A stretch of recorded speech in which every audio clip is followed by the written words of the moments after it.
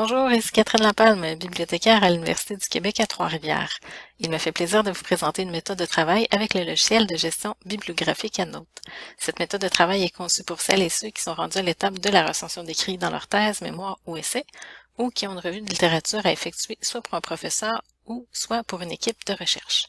Cette méthode de travail prend pour acquis que vous êtes déjà à l'aise avec l'utilisation du logiciel Endnote. Passons maintenant à la troisième partie de la méthode de travail, soit l'analyse des données. Dans cette partie, plusieurs étapes sont à faire. Donc, il faut lire l'abstract de l'article, ajouter les mots-clés de l'article dans le bordereau, ensuite faire une fiche de lecture, ensuite évaluer l'article, ensuite glisser l'article dans le dossier selon le concept approprié et pour terminer, remplir le journal de recherche. Maintenant que la deuxième partie est complétée, que vous avez éliminé les doublons, ajouté les PDF, classé les références selon l'ordre chronologique, maintenant c'est possible de passer à la troisième partie. Donc la troisième partie qui implique l'analyse des données. Pour commencer, l'analyse des données, la première étape est de lire l'abstract de l'article. Pour ce faire, je vais me positionner toujours dans mon dossier base de données CINAHL, étant donné que ce sont les dernières références que j'ai ajoutées. Je vais aller sélectionner la première référence de mon dossier, donc elles sont classées en ordre chronologique, et complètement à droite, sous l'onglet Preview, je vais aller lire l'abstract. Donc, la lecture de l'abstract va me permettre de voir si cet article-là est pertinent ou non pour ma thèse, mon essai ou mon mémoire. Si oui, ce que je fais, vous cliquez sur l'onglet à côté, donc l'onglet références. Ce que vous pouvez faire ensuite, c'est ajouter des références, ajouter des mots-clés pour enrichir votre référence. Par exemple, ici, si je voulais, je pourrais ajouter le mot-clé musique en français. Une fois que le ou les mots-clés sont ajoutés dans le bordereau, ce que je vais faire, c'est je vais ajouter une fiche de lecture. Donc, la fiche de lecture va s'ajouter dans le champ File Attachment, à côté, en fait, du PDF de l'article. Pour ajouter une fiche de lecture, ce que je vais faire, je vais cliquer sur le trombone ici en haut, qui va me permettre d'ajouter des documents. Donc, je vais aller cliquer sur le trombone. Dans mon bureau, je vais aller sélectionner la fiche de lecture. Donc ici, j'ai une grille qualitative, donc une fiche de lecture pour une recherche qualitative. Je vais ouvrir. Si vous voulez les gabarits d'une grille de lecture qualitative ou une grille de lecture quantitative, elles sont plus bas dans les liens proposés. Donc une fois que j'ai ajouté ma grille de lecture ou ma fiche de lecture, je vais cliquer sur le document, l'icône en fait,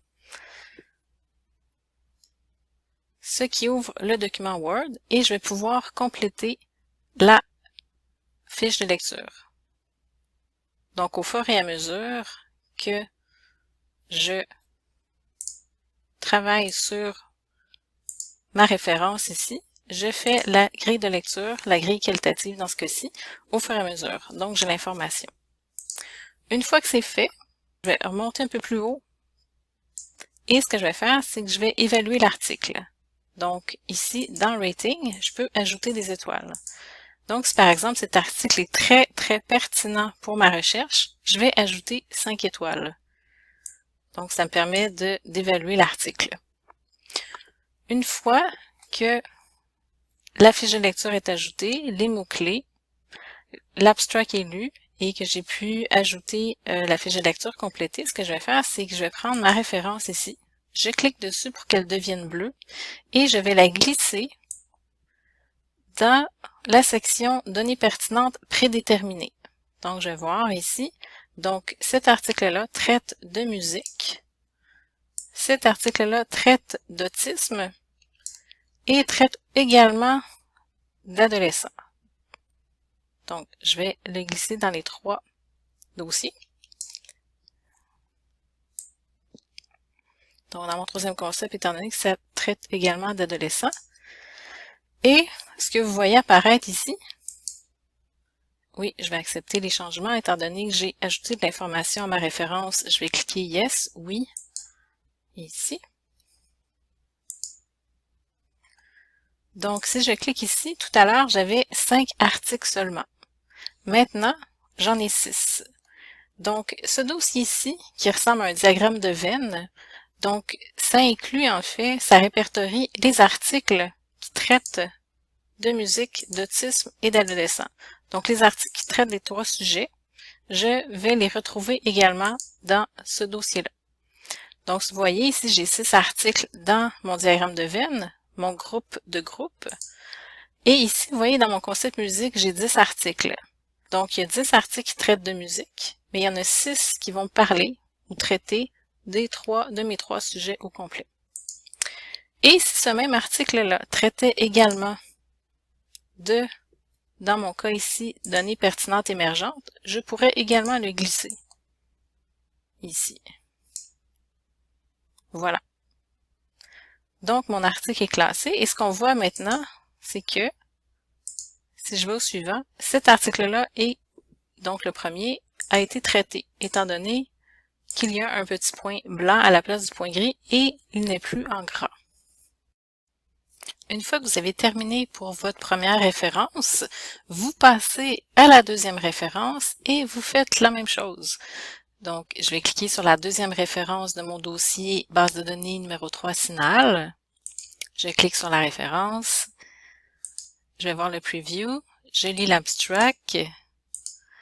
Je complète avec des mots-clés.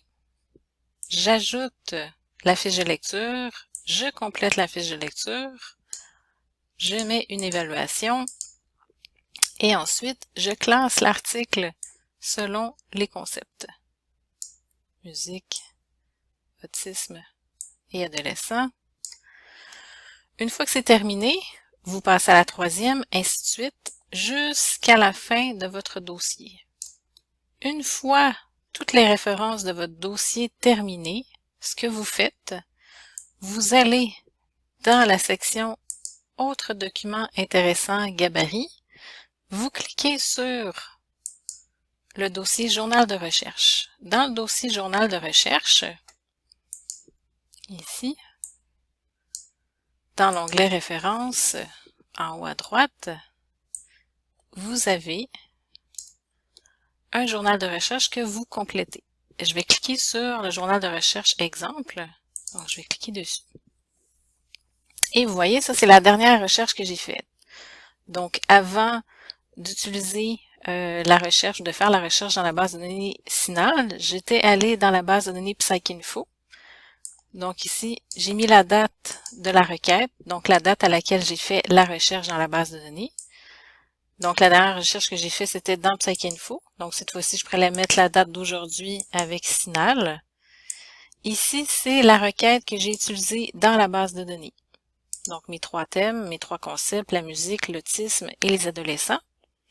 Donc si vous avez besoin d'aide pour faire la recherche dans les bases de données ou comment concevoir en fait votre plan de concept, votre requête, vous pouvez toujours faire appel à votre bibliothécaire qui est associé à votre département.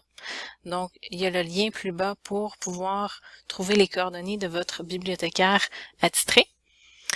Ensuite, le nombre de résultats que vous avez eu lorsque vous avez fait votre recherche dans la base de données.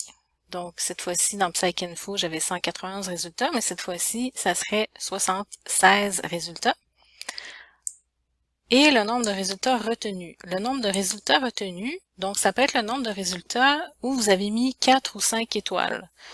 Donc, ici, j'avais 191 résultats pour la base de données PsycInfo, mais j'aurais pu en garder seulement 78 que je trouve pertinents pour ma recherche. Donc, moi, ce que je peux faire dans mon choix, ce que je considère intéressant comme résultat obtenu, ce que je peux me dire, c'est qu'à chaque fois, je mets 4 ou 5 étoiles à une référence, à un article, donc je le considère que je le retiens.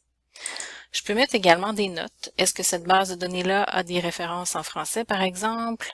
Est-ce que ça traite surtout, dans ce cas-ci, PsycInfo, c'est plus une base de données axée vers la psychologie? Est-ce que je fais une sauvegarde? Est-ce que dans votre base de données, vous avez fait une sauvegarde de la requête pour pouvoir la récupérer éventuellement? Et est-ce que vous avez créé une requête, pas une requête, mais une alerte dans la base de données dans laquelle vous avez fait la recherche, donc une requête pour l'alerte. Donc, à chaque fois que vous faites une alerte, donc à chaque fois ici que j'aurais fait une alerte pour cette requête, ça veut dire qu'à chaque fois, je reçois un courriel dans ma boîte courriel pour me dire qu'il y a un nouvel article qui traite de ces sujets-là. Donc, ça me permet d'avoir une veille, d'avoir toujours des résultats, en fait, d'être toujours au courant de ce qui se fait. Donc, de ne pas avoir à chaque semaine à recommencer la recherche à chaque fois dans la base de données. Donc, pour la sauvegarde et l'alerte, si vous voulez savoir comment, c'est toujours possible de communiquer avec votre bibliothécaire qui va pouvoir vous pister, vous aiguiller pour savoir comment faire dans les bases de données. Donc, une fois vous complétez votre journal de recherche, et si vous êtes plus visuel, ce qui est possible de faire aussi, c'est une capture d'écran. Donc, vous voyez ici, j'ai fait ma recherche dans PsycInfo. Donc, vous voyez ici, j'ai ma requête, donc les concepts utilisés dans la base de données, avec la date ici. Ensuite, j'ai fait pour l'historique de recherche, ça me montre la requête que j'ai effectuée. Et si vous voulez faire une sauvegarde ou créer une alerte, ce serait cet endroit dans une base de données qui est supportée par la plateforme EBSCO. Si vous voulez voir les références qui sont les plus pertinentes pour vous, donc par exemple les références qui ont 4 ou 5 étoiles, ce que vous pouvez faire, c'est cliquer par exemple sur le dossier concept, par exemple ici musique. Je vais ici élargir la fenêtre. Et là, vous voyez, j'ai toutes mes références. Ce que je peux faire, c'est qu'en cliquant sur Rating, l'onglet Rating ici, je vais pouvoir les classer. Donc ici, j'ai 3 références avec 5 étoiles et 4 références avec 4 étoiles seulement. Donc ça me donne une idée. Rapidement, visuellement, je peux voir quelles sont les références qui peuvent être pertinentes que je juge intéressantes. Même chose ici. Donc vous voyez.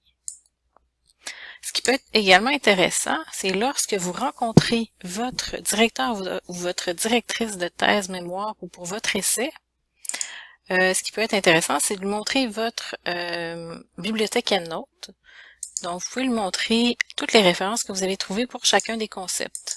Étant donné que votre directeur ou directrice de thèse, mémoire ou d'essai sont habituellement spécialisés dans le domaine dans lequel vous faites la recherche, rapidement, vous pouvez voir les auteurs qui ont été répertoriés, que vous avez pu repérer pour dans vos articles, dans votre recension d'écrit.